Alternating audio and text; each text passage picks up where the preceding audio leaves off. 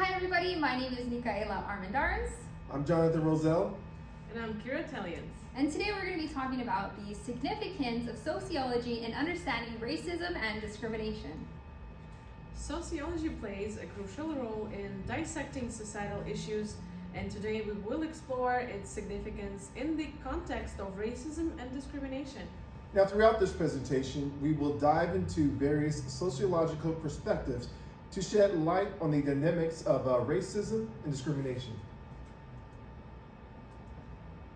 Now, Mika, can you kind of talk about the definition of sociology for us? Sure. So sociology is actually the scientific study of society, and it investigates patterns of social relationships and institutions, which could be things like schools and families or religions, and how those institutions influence various factors on human behavior. By understanding the roots of sociology, we can appreciate the discipline's role in addressing social issues and promoting societal well-being.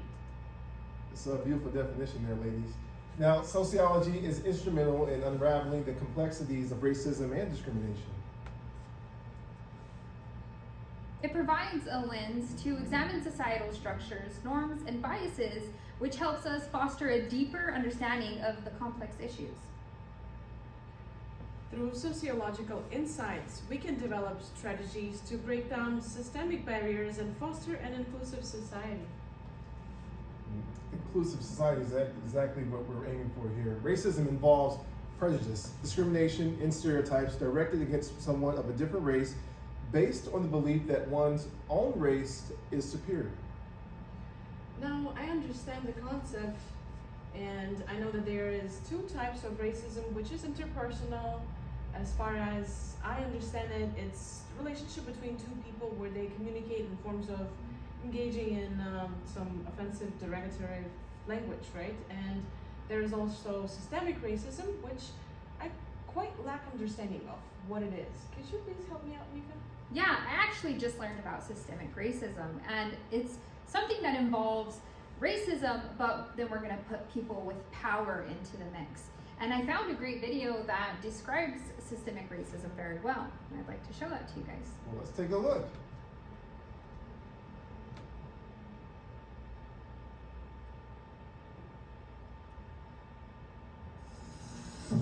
Structural, institutional, and systemic racism broadly refer to the system of structures that have procedures or processes that disadvantage racial minorities, and particularly Black people. It refers to the rules, practices, and customs once rooted in law with residual effects that reverberate throughout society, each with their own nuances. A good example of systemic racism is redlining, a system once used by banks and the real estate industry that literally outlined the neighborhoods where people of color lived in red ink. If you lived inside of the red lines, loans were considered risky and banks were less likely to give loans or even invest. The practice was banned in 1968, but the impacts live on, preventing Black families from amassing wealth at the same rate as their white neighbors on the other side of that red line. Need proof? According to the Federal Reserve, the net worth of a typical white family is $171,000. That's 10 times greater than that of a Black family. Homes in Black neighborhoods are generally and historically worth less than white homes because the developers and businesses that make a neighborhood, are less likely to be there. That means the tax base is lower too, which has a trickle-down effect. Less tax dollars for schools means fewer kindergarten classes, fewer qualified teachers, fewer AP classes. That leads to lower graduation rates from high school and even fewer graduates from college. This is in part caused by the school-to-prison pipeline that disproportionately impacts people of color. Institutional racism is more narrowly defined as the overt and covert forces blocking people of color from accessing the same opportunities as white people. Many of these children may benefit from additional educational and counseling services. Instead of getting the help they need, they're isolated, punished, or incarcerated. Once you have a criminal record, it invades all aspects of your life. Getting everything from a job to an apartment becomes that more difficult. Many people believe their communities are over-policed, presumed to be overly dangerous, but consider this. Black and brown people account for 30% of the U.S. population, but account for 43% of people killed by police and more than half of the incarcerated population. Institutional racism goes beyond just serving time. Something as simple as hair can be used to discriminate. Roles at school and the workplace that don't allow for dreadlocks, cornrows, and braids, they discriminate and don't take into consideration hair texture and singles out people based on their physical traits, creating rules where rules aren't needed, rules that control people of color. So, who gets to make all of these rules in society? Since America was colonized, it's been white people who've made these rules. First with slavery, then Jim Crow laws, and separate but equal rules, and even creating limits on who can immigrate into the country. The term given to define that power, white privilege.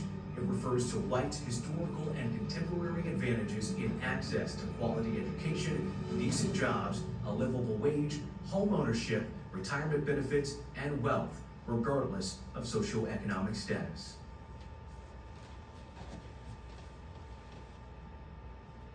Thank you, Mika. That breaks it down very well. And this video shows that the issue of systemic racism is much deeper than I could imagine.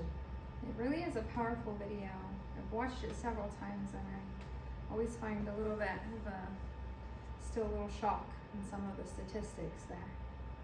Now, on the flip side of racism, we also have discrimination, which involves actions and behaviors that treat individuals or groups unfairly based on certain characteristics, often resulting in differential treatment or unequal opportunities.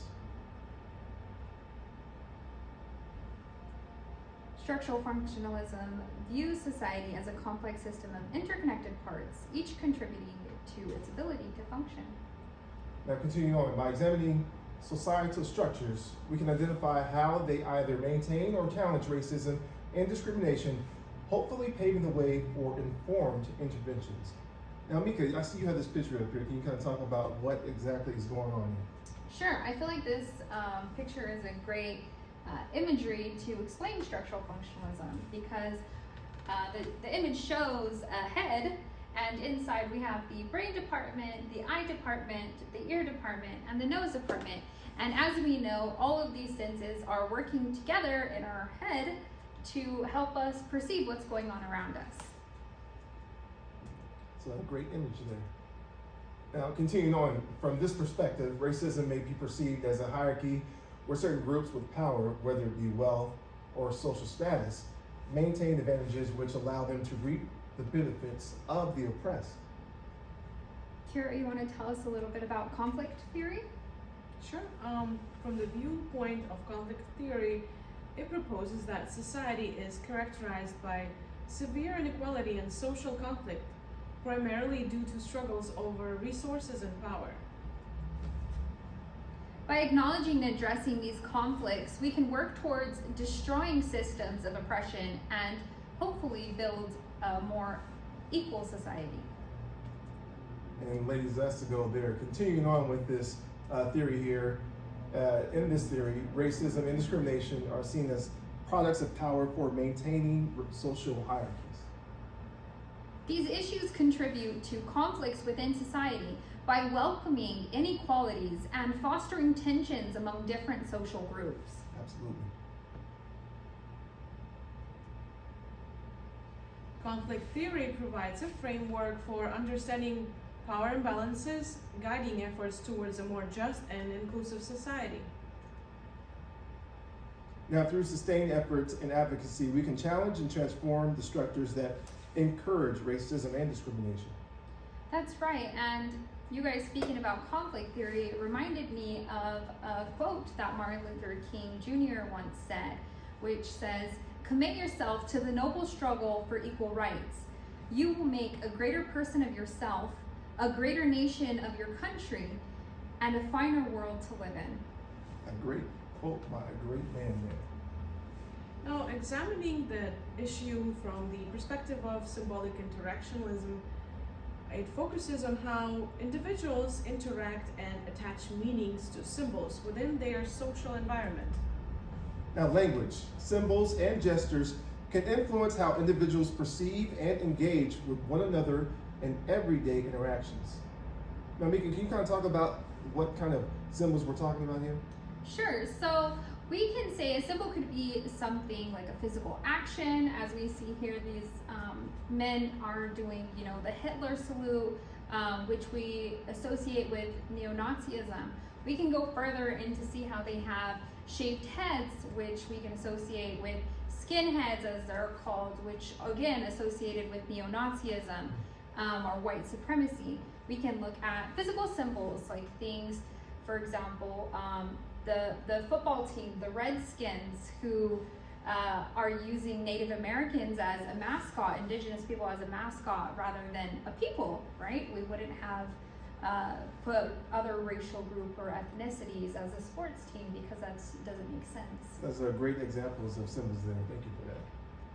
Now, continuing on with the symbolic interactionism, this helps us understand personal experiences related to racism and discrimination on a more individual level. By understanding this, we can uncover hidden biases, foster empathy, and actively contribute to the creation of a more inclusive society. So when we're looking at this, we can also think about things like stereotypes, which I've included some images here on the side with some, stereotypes and how that might make somebody feel, which is looking more at the empathy side of it.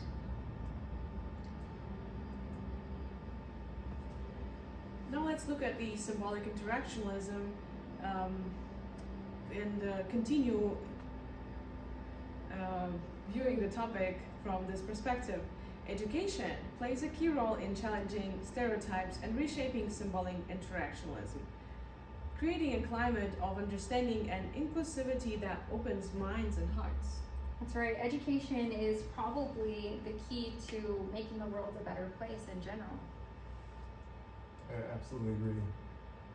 Now we're talking about relativity of racism and discrimination. By understanding someone else's experiences with racism and discrimination, we can recognize the need for an empathetic and comprehensive approach to a peaceful change. And this is why sociology is so important.